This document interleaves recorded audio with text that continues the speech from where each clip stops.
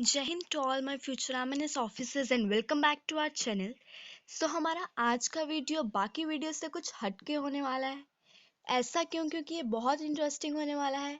मैंने आपको अपनी सारी पिछली वीडियोस में इंपॉर्टेंट चीज़ें बताई हैं, कॉन्सेप्ट्स क्लियर करे हैं, लेकिन इस वीडियो में मैं आपको साइंस के एनसीईआरटी की एक्सप्लेनेशन करने जा रही हूँ। सबसे पहले हम बायोलॉजी से स्टार्ट करेंगे। तो आज हम पहले 11th क्लास के एनसीईआरटी से स्टार्ट कर रहे हैं।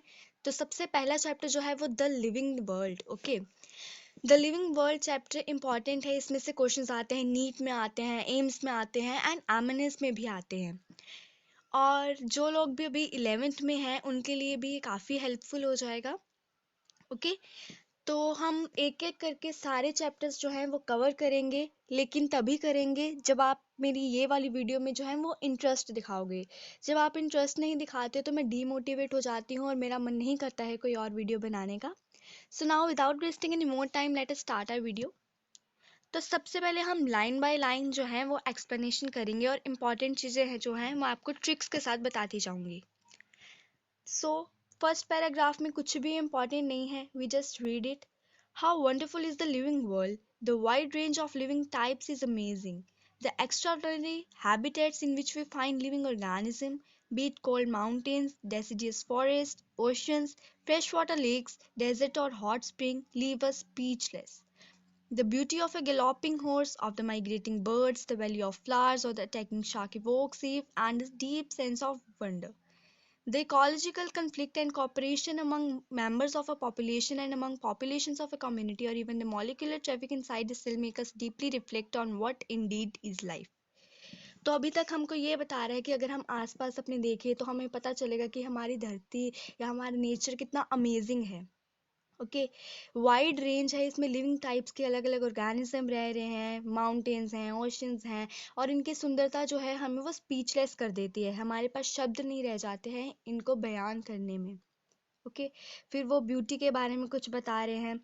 Next is, this question has to implicate questions within it. The first is a technical one and seeks answer to what living is as opposed to the non-living, and the second is a philosophical one and seeks answer to what the purpose of life is. अब ये बता रहे हैं कि ये question जो है वो दो इम्प्लीकेट क्वेश्चंस हैं। पहला तो टेक्निकल वन है जो हमें बोलता है कि लिविंग और नॉन लिविंग में डिफरेंस क्या है, और दूसरा जो है वो फिलोसफिकल वन है कि पर्पस क्या है लाइफ का। तो एज साइंटिस्ट हमें दूसरे को आंसर करने की जो है वो कोशिश नहीं करनी चाहिए। तो इस चैप्टर में हम जो है वो फर्स्ट आंसर को क्या है आंसर करेंगे, फर्स्ट वाले क्वेश्चन को। तो सबसे पहले पढ़ लेते हैं what is living. When we try to define living, we conveniently look for distinctive characters exhibited by living organism. तो इसमें वो क्या बोल रहे हैं, जब भी हम किसी लिविंग चीज़ की बात करते हैं तो हम क्या करेंगे, कुछ कैरेक्टर्स के ऊपर जो है देखेंगे कि जो डिफ्रेंशिएट करता है नॉन लिविंग को लिविंग थिंग्स से। ओके, अब ये उन्होंने कैरेक्टर्स बताए हैं: growth, reproduction, ability to sense environment and mountain suitable response to our mind immediately as unique features of living organisms. Okay, अब कुछ और भी जो हैं वो फीचर्स हैं, like metabolism, ability to self replicate, self organise and interact and emergence. ठीक है, ये भी इस लिस्ट में ऐड होते हैं। अब जो है हम बारी बारी से क्या है हर एक जो ये जो हमें बता रखे हैं इन्होंने कैरेक्टर्स, इसको पढ़ेंगे। ओके, तो सबसे पहले अगर हम बात करते हैं ग्रोथ की, तो सबको पता है कि ऑल लिविंग ऑर्गेनिज्म जो है वो ग्रो करते हैं। ठीक है, अब ग्रोथ के क्या हैं, दो एस्पेक्ट्स हैं। पहला तो increase in mass and second is increase in number. ठीक है, अब अगर हम बात करते हैं एक मल्टी सेलुलर ऑर्गेनिज्म की, वो जो है सेल डिवीजन से ग्रो करता है। प्लांट्स भी ग्रो करते हैं लेकिन वो through out the life grow करते हैं, एनिमल्स ग्रो करते हैं लेकिन वो एक सर्टेन पीरियड ऑफ टाइम तक ग्रो करते हैं, लेकिन जो है वो सेल डिवीजन होती है रिप्लेस करने के लिए लॉस्ट सेल्स को। ओके, और अगर हम बात करते हैं अब multi cellular non living things की, तो वो भी ग्रो करते हैं। जैसे कि हमारा क्या हो गया, ये माउंटेन्स हो गए, बाउल्डर्स हो गए एंड सैंड माउंटेन्स हो गए, ये भी जो है वो ग्रो करते हैं। इनकी ग्रोथ कैसे होती है, इंक्रीज इन मास के। लेकिन हमने ये पढ़ा कि ग्रोथ में क्या है, increase in mass and increase in number आता है। तो नॉन लिविंग भी ग्रो कर रहे हैं, लिविंग भी ग्रो कर रहे हैं। तो इसमें हमें क्या इसमें करेक्टर पता चला, डिफ्रेंशिएट तो हो नहीं रहा। तो जब नॉन लिविंग थिंग्स जो हैं वो होती हैं, एक्सपैंड होती हैं, ग्रो करती हैं विद इंक्रीज इन मास, तो उसे हम क्या बोलते हैं, एक्रीशन। ओके, क्या बोलते हैं, एक्रीशन। ये इम्पॉर्टेंट टर्म है, ये कभी बार आपको मोस्ट इम्पॉर्टेंट जो है कॉम्पिटिटिव एग्जाम्स में पूछ ली जाती है। ओके, और अगर हम अब बात करेंगे कि अगर मैंने आपको जैसे बताया लिविंग में भी ग्रो हो रहा है, नॉन लिविंग में भी ग्रो हो रहा है, तो ये डिफरेंशिएट करेक्टर नहीं है, तो ये क्या है, एक डिफाइनिंग प्रॉपर्टी नहीं है। Okay, this is not a defining property. ठीक है, और मैंने जो जो आपको समझाया वही इन लाइंस में लिखा हुआ है, आप रीड करके आपको एक एक कंसेप्ट जो है वो समझ में आ जाएगा। अब हम अगर बात करें हमारे दूसरे टॉपिक की, तो वो है हमारा रिप्रोडक्शन। ठीक है, तो रिप्रोडक्शन क्या है, हमारा एक दूसरा कैरेक्टर है लिविंग ऑर्गेनिज्म का। तो रिप्रोडक्शन क्या है, multi cellular organism sexual reproduction से जो है वो ग्रो करते हैं। ठीक है, और उनके जो प्रोजेनी होती है उनमें फीचर्स होते हैं अपने पेरेंट्स के सिमिलर, चाहे वो ज़्यादा सिमिलर हों चाहे वो कम सिमिलर हों, लेकिन वो सिमिलर होते हैं। ओके, अब कुछ ऑर्गेनिज्म जो हैं वो एसेक्सुअल मीन से भी रिप्रोड्यूस करते हैं, like fungi multiply and spread easily due to the millions of asexual spores they produce. तो फंजाई कैसे ग्रो करता है, रिप्रोड्यूस करता है, सॉरी, फंजाई करता है फ्रेगमेंटेशन से। ओके, प्लानेरिया में क्या होती है, रीजनरेशन होती है, जैसे हम एक पार्ट को कट कर देते हैं तो वो फिर से एक न्यू प्लानेरिया में ग्रो हो जाता है, तो इसे हम क्या बोलते हैं, रीजनरेशन बोलते हैं। और फिलामेंटस एल्गी में या प्रोटोनोमा ऑफ मोसिस, इसमें सब में क्या होता है, फ्रेगमेंटेशन होती है। When it comes to unicellular organisms like bacteria, unicellular algae और amoeba, reproduction is synonymous with growth. अब उन्होंने बताया कि जब हम बैक्टीरिया या एल्गी या अमीबा की बात करते हैं तो इनमें रिप्रोडक्शन कैसे होती है, increase in number of cells से। ठीक है, इनमें अगर नंबर सेल्स का बढ़ जाता है तो वो क्या है, रिप्रोडक्शन हो जाती है। ठीक है, तो we have already defined growth as equivalent to increase in cell number और मास। अब रिप्रोडक्शन भी जो है वो एक डिफाइनिंग कैरेक्टर नहीं है लिविंग और नॉन लिविंग थिंग्स का। क्यों, क्योंकि कुछ ऐसे जो लिविंग थिंग्स हैं वो भी रिप्रोड्यूस नहीं कर पाती हैं, जैसे म्यूल्स, स्टेराइल वर्क बीज, infertile human couples etcetera. Okay, अब कभी कभार अगर आपका नीट का एग्जाम दे रहे हो तो इसमें ये क्वेश्चन पूछ लिया जाता है कि म्यूल्स जो हैं वो रिप्रोड्यूस क्यों नहीं कर पाती, क्योंकि वो एग्स या स्पर्म नहीं फॉर्म कर पाती due to their chromosomes. Okay, और जो वर्कर बीज होती हैं वो मेट नहीं कर पाती, जिसकी वजह से वो क्या है, रिप्रोड्यूस नहीं कर पाते। तो ये भी रिप्रोडक्शन भी एक डिफाइनिंग फीचर नहीं है। ठीक है, डिफाइनिंग कैरेक्टरिस्टिक नहीं है, बिकॉज कुछ जो लिविंग थिंग्स हैं वो भी रिप्रोड्यूस नहीं करती हैं। ठीक है, तो नेक्स्ट कैरेक्टर है हमारा मेटाबॉलिज्म। तो हम जैसे कि सबको पता है कि हमारी बॉडी जो है अलग अलग केमिकल से बनी है, और ये जो केमिकल्स हैं वो बायोमोलिक्यूल्स में चेंज होते रहते हैं। तो जो हमारी बॉडी केमिकल से बनी है, केमिकल्स का बायोमोलिक्यूल्स में जो चेंज होता है, इन कन्वर्जन को क्या बोलते हैं, मेटाबॉलिक रिएक्शंस या केमिकल रिएक्शंस। ठीक है, और थाउजेंड ऑफ मेटाबॉलिक रिएक्शंस जो हैं वो हमारी बॉडी में अकर होते हैं, लिविंग ऑर्गेनिज्म की बॉडी में अकर होते हैं। ठीक है, तो अगर हम आगे बात करते हैं यूनिसेलुलर और मल्टी सेलुलर। ठीक है, all plants animals fungi and microbes exhibit metabolism. ठीक है, अब क्या मेटाबॉलिज्म क्या होता है, sum total of all the chemical reactions occurring in our body. ठीक है, ये भी पूछ लिया जाता है, 1 मार्कर में आ सकता है आपको। अब नॉन लिविंग थिंग्स जो हैं वो मेटाबॉलिज्म शो नहीं करते हैं, क्योंकि मेटाबॉलिज्म क्या होता है, सेल्स की वजह से होता है, लेकिन उसमें क्या है, सेल्स होते नहीं। तो ये क्या है, एक डिफाइनिंग फीचर है हमारा। ठीक है, और जो है मेटाबॉलिज्म जो है वो cell free system means in vitro, vitro क्या होता है, टेस्ट ट्यूब। ठीक है, उसमें भी शो हो सकता है, लेकिन हम उसको लिविंग थिंग नहीं बोलेंगे, उसको हम क्या बोलेंगे, लिविंग रिएक्शन बोल सकते हैं हम उसको, लिविंग रिएक्शन। ठीक है, अब सेलुलर ऑर्गेनाइजेशन की बात करते हैं। इसमें आपको एनसीईआरटी में डिफाइन नहीं करा हुआ, बीच में मिक्सअप कर दिया हुआ है, लेकिन मैं आपको बता रही हूँ सेलुलर ऑर्गेनाइजेशन क्या होती है। हमारी लिविंग ऑर्गेनिजम्स की बॉडी क्या है, वो सेल से बनी होती है। नॉन लिविंग थिंग्स जो हैं वो सेल पोजेस नहीं करते। तो अगर हमारी बॉडी में सेल्स हैं मतलब वो लिविंग है, जिसकी बॉडी में नहीं है मतलब वो नॉन लिविंग है। तो ये क्या है, एक डिफाइनिंग फीचर है, क्योंकि नॉन लिविंग में जो है वो सेल्स नहीं होते। ठीक है, अब अगर हम बात करते हैं हमारे नेक्स्ट की, वो है कॉन्शियसनेस। ठीक है, अब हमें पता है कि जितने भी लिविंग ऑर्गेनिजम्स हैं वो उनमें एबिलिटी है अपने इन्वायरमेंट को सेंस करने की और रिस्पॉन्ड करने की। तो मतलब क्या है, उनमें कॉन्शियसनेस है, लेकिन हमारे नॉन लिविंग थिंग्स में कॉन्शियसनेस नहीं होती। हम उन्हें अपने पैन को उठा के कहीं फेंक देंगे तो उसमें वो थोड़ी ना बोलेगा कि मेरे को मत फेंको, यही रखना है। ठीक है, और ह्यूमन बीइंग ही एक ऐसा ऑर्गेनिज्म है जिसमें सेल्फ कॉन्शियसनेस होती है। ठीक है, तो हम कह सकते हैं कॉन्शियसनेस भी क्या है, एक डिफाइनिंग प्रॉपर्टी है लिविंग ऑर्गेनिज्म की। वो कैसे? क्योंकि कॉन्शियसनेस सिर्फ लिविंग ऑर्गेनिज्म शो करते हैं, नॉन लिविंग ऑर्गेनिज्म जो है वो कॉन्शियसनेस शो नहीं करेंगे। अब अगर उन्होंने बोला कि हम ह्यूमन बींग्स की बात करें, ठीक है, when it comes to human beings it is all more difficult to define the living state because हमारी बॉडी जो है वो काफ़ी कॉम्प्लेक्स जो है बॉडी ऑर्गेनाइजेशन है हमारी। अब आपने देखा होगा जो कुछ पेशेंट्स होते हैं कोमा में पड़े होते हैं, उनका ब्रेन जो है वो डेड होता है, उनमें सेल्फ कॉन्शियसनेस नहीं होती है, और वो कभी भी नॉर्मल लाइफ में जो पेशेंट्स नहीं आ सकते वो लिविंग है या नॉन लिविंग है। ये हम आपको हायर क्लासेस में हम पढ़ने वाले हैं कि लिविंग फिनोमिना जो है अंडरलाइंग कॉन्ट्रैक्शंस की वजह से होता है, ठीक है, हमारी इंटरनल इंट्रैक्शंस की वजह से होता है। वो जो पेशेंट कोमा में होगा वो होगा तो लिविंग ही, ठीक है, although he is not having self consciousness but he will be living only, ठीक है। अब उन्होंने बोला properties of tissues are not present in the constituent cell but arise at a result of interactions among the constituent cell। अब जो tissues हमारे कैसे बनते हैं, जब सेल्स में इंट्रैक्शंस होती है तो जो टिश्यूज की प्रॉपर्टीज हैं वो पहले से प्रेजेंट नहीं होती, वो तब होती है जब इंट्रैक्शंस होती हैं सेल्स के बीच में, ठीक है। ऐसे ही सेलुलर ऑर्गेनेल्स जो हैं वो प्रेजेंट नहीं होती हैं, बल्कि जब मॉलिक्यूलर कॉन्स्टिट्यूएंट में क्या है इंट्रैक्शंस होती हैं तो वो भी अराइज हो जाती हैं अपने आप, ठीक है। तो अब इसमें कुछ ज़्यादा इंपॉर्टेंट है नहीं आगे वाली लाइंस में। तो अब हम नेक्स्ट पे आते हैं, diversity in the living organism. तो डाइवर्सिटी का क्या मतलब है? तो डाइवर्सिटी क्या होती है? The wide range of species and the number of species जो हमारे आसपास प्रेजेंट हैं। आप जितनी दूर तक देखेंगे आपको अलग अलग प्लांट्स, इंसेक्ट्स, बर्ड्स, पेट्स, अलग अलग चीज़ें दिखाई देंगी। जितना दूर देखोगे उतनी दूर आपको क्या है वो दिखाई देगा, ठीक है। ये इंपॉर्टेंट है। The number of species that are known and describe between range 1.7 to 1.8 million. So इसका क्या मतलब है, 1.7 to 1.8 मिलियन जो है स्पीशीज वो डिस्कवर हो चुकी हैं, ये वन मार्कर में आता है, ठीक है।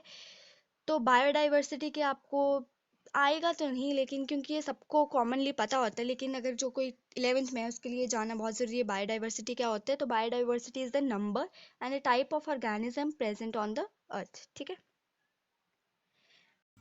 सो अब आगे है, as stated earlier there are million of plants and animals in the world. We know the plants and animals in our own area by their local names.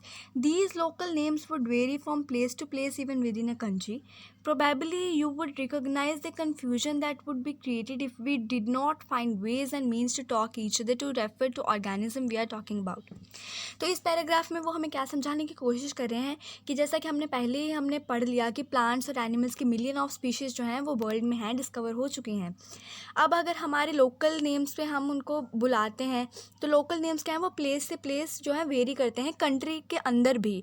अगर आप गोवा चले जाओगे वहाँ किसी और चीज़ को कुछ और बुलाते होंगे तो ये कन्फ्यूजन जो है वो क्रिएट कर देता है, ठीक है। Hence, there is a need to standardize the naming of living organisms such that particular organism is known by the name all over the world. अब इसकी वजह से क्या है, कन्फ्यूजन ना क्रिएट हो उसके लिए हमें स्टैंडर्डाइज नेमिंग करनी पड़ती है लिविंग ऑर्गेनिज्म की, ताकि जो एक ऑर्गेनिज्म है, पर्टिकुलर ऑर्गेनिज्म है, वो पूरे वर्ल्ड में एक ही नाम से बुलाया जाए। और इस नेमिंग को हम क्या बोलते हैं, नॉमेनक्लेचर। ये भी वन मार्कर में आ सकता है। इस नेमिंग को क्या बोलते हैं हम, नॉमेनक्लेचर। ऑब्वियसली नॉमेनक्लेचर और naming is only possible when the organism is described correctly and we know to what organism the name is attached to. This is called identification. अब किसी चीज़ का नाम रखना है, नाम कैसे रखोगे? सबसे पहले तो जब आपको उसके कैरेक्टर्स पता होंगे।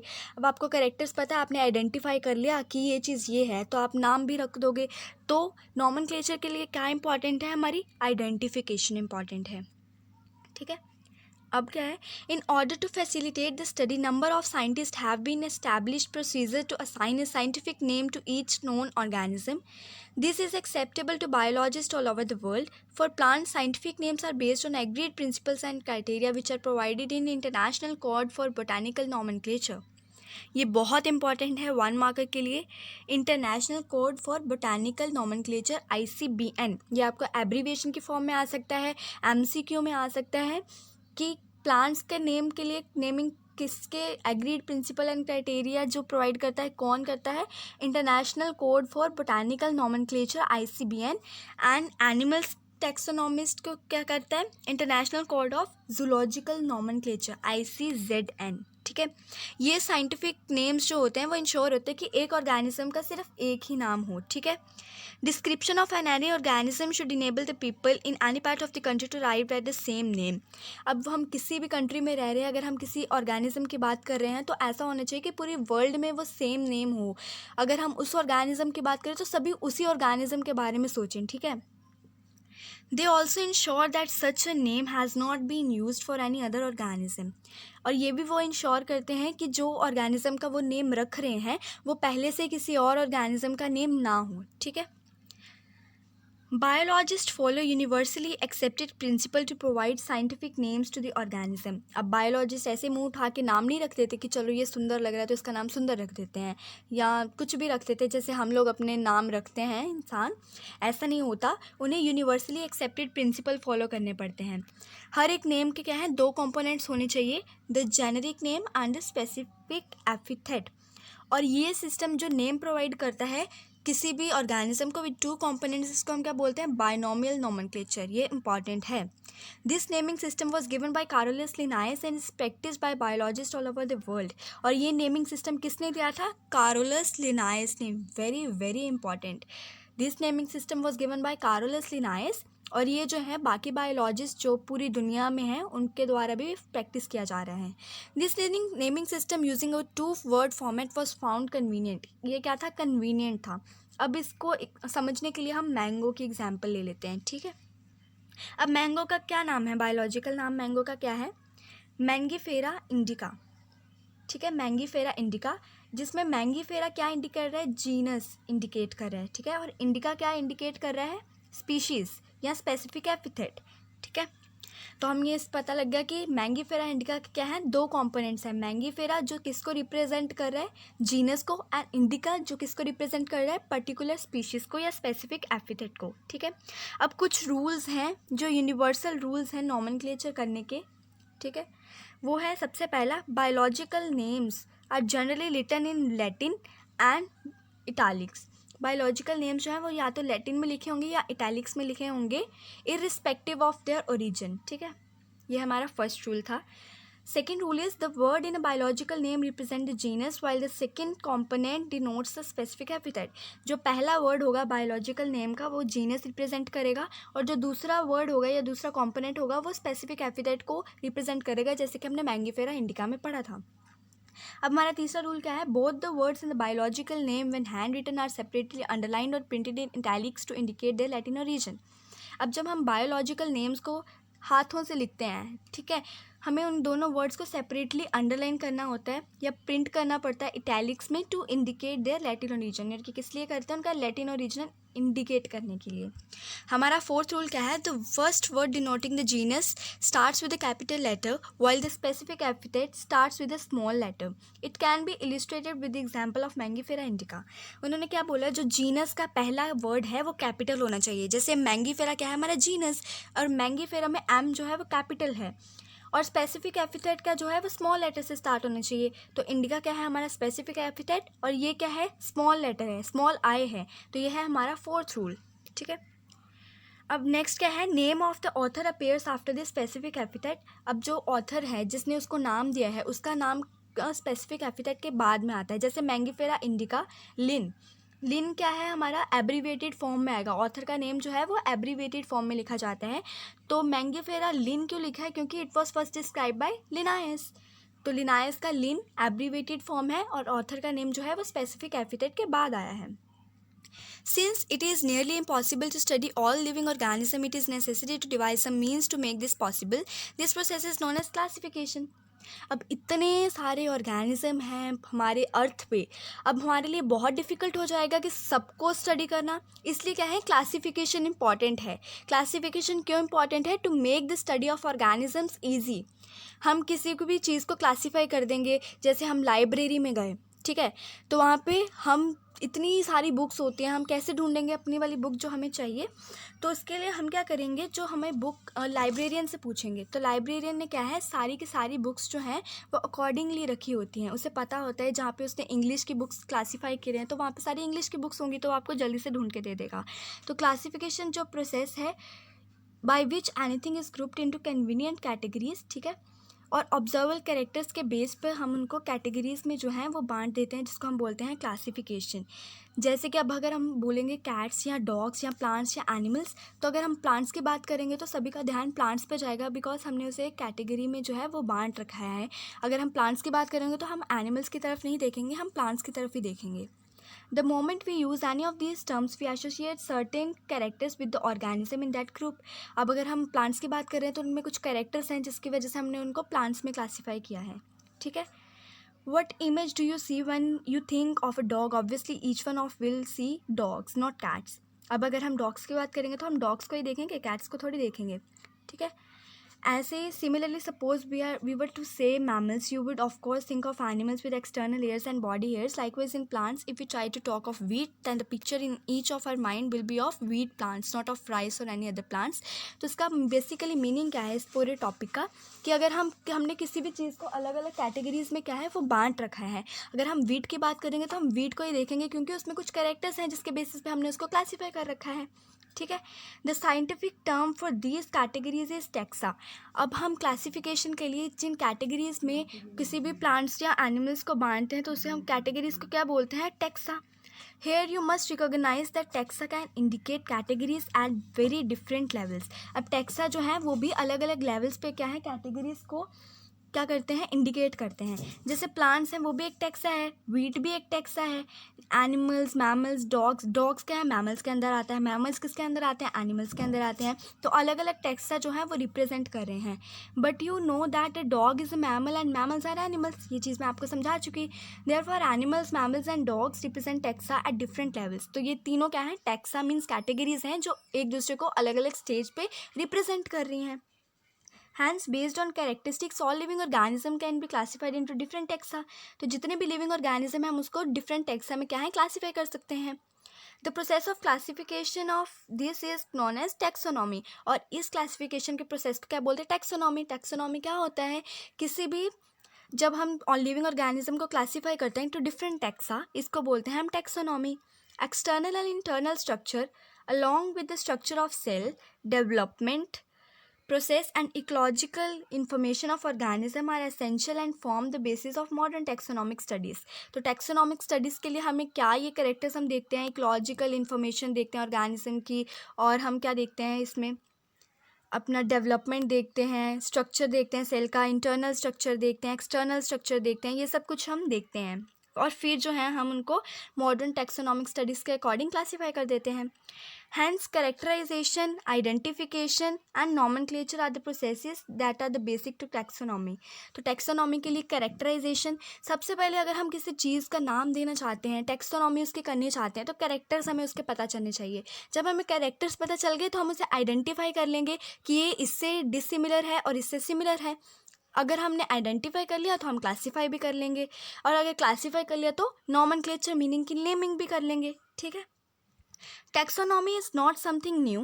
Human beings have always been interested in knowing more and more about the various kinds of organisms, particularly with the reference to their own use. In early days, human beings needed to find sources for their basic needs, clothing and shelter. Hence, the earliest classifications were based on the uses of various organisms. अब taxonomy कुछ भी नया नहीं है, बस हमारी needs के according या हमारी टेक्नोलॉजी के according जो है ये वो ब्रीफ होता जा रही है, एक्सपैंड होता जा रहा है, ठीक है। पुराने जो हमारे ह्यूमन बींग्स थे वो टैक्सोनॉमी किसके बेसिस पे करते थे, जो उनके काम की चीज़ें थी, जैसे बेसिक नीड्स हो गई, क्लोथिंग, शेल्टर, तो ये सब उनकी अर्लीस्ट क्लासिफिकेशंस थी, ठीक है। Human beings were since long not only interested in knowing more about different kinds of organisms and their diversities but also relationship among them. तो सिस्टमैटिक्स यहाँ पे हमारे पास वर्ड आ गया। तो सिस्टमैटिक्स क्या होता है, ये डिराइव है लैटिन वर्ड से सिस्टेमा, जिसका क्या मतलब था, सिस्टमैटिक अरेंजमेंट ऑफ ऑर्गेनिज्म, ठीक है। तो सिस्टमैटिक्स क्या है, सिस्टमैटिक अरेंजमेंट ऑफ ऑर्गेनिज्म, ये आपको नेम से ही क्लियर हो रहा है। Linnaeus use Systema Naturae as the title of his publication, ये बहुत इंपॉर्टेंट क्वेश्चन है। उसकी बुक की पब्लिकेशन का टाइटल क्या था, Systema नेचुरे, and which was given by लिनायस। The scope of systematics was later enlarged to include identification, nomenclature and classification. पहले systematics के अंदर सिर्फ systematic arrangement थी, लेकिन उसके बाद जो था इसका scope enlarge हो गया था, इसके अंदर identification, nomenclature and classification भी आ गई थी। Systematics take into account evolutionary relationship between organism, और सिस्टमैटिक जो है वो हमें एवोल्यूशनरी रिलेशनशिप बताते हैं ऑर्गेनिजम्स के बीच। तो आज के वीडियो के लिए हमारा इतना ही, बिकॉज मैंने आपको पहले भी बताया था, मैं देखूंगी पहले कि आप इंटरेस्ट शो करते हो इस वीडियो में या नहीं, एंड होप सो आपको ये वीडियो पसंद आई होगी। एंड अगर आपका इंटरेस्ट रहा तो मैं इसका पार्ट 2 जल्दी अपलोड कर दूंगी, कल ही अपलोड कर दूंगी। You don't need to worry about it. और आगे जो है वो मिस मत करना, बहुत इंपॉर्टेंट टॉपिक्स है। टैक्सोनॉमिक कैटेगरी या taxonomic hierarchy, very very important for NEET, AIIMS और एमएनएस और एनी अदर कॉम्पिटिटिव एग्जाम। और इसके बाद जो है हमारी टैक्सोनॉमिकल एड्स है, ये छोटे से टॉपिक है जो कल की वीडियो में हमारे कवर हो जाएंगे। So up to that revise this. And Telegram पे हमारा चैनल है, अगर आप इसके नोट्स चाहते हैं मैं आपको पर्सनली सेंड कर दूंगी, लिंक जो डिस्क्रिप्शन बॉक्स में मैं आपको प्रोवाइड कर रही हूँ, आप चैनल ज्वाइन कर सकते हैं। And please subscribe to my channel and press the like button and share this video as much as possible. Thank you. जय हिंद।